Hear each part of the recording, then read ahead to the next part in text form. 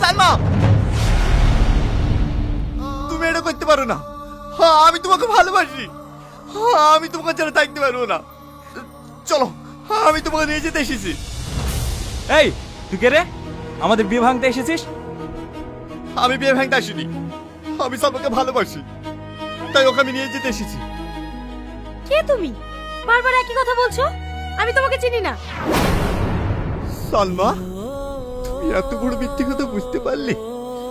তুমি কি ভুলে গেছো আমার মাকে মা বলে ডাকা, আমার মাকে নিজের মায়ের মতো করে সেবা যত্ন করা, আমাকে ভালোবেসে সব জায়গায় ঘুরতে নিয়ে যাওয়া, আমাকে বিয়ের প্রতিশ্রুতি দেওয়া?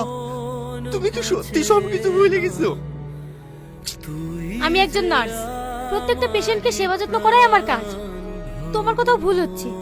এগুলো করেছি বলে তুমি এটাকে ভালোবাসা ভেবে ফেলেছো? তাই বুঝি? এটা যদি ভালোবাসা না হয় তাহলে পৃথিবীর কোনো ভালোবাসা সত্যি না। তুমি একটা বেঈমান, তুমি জীবনেও শুকাতে পারবে না।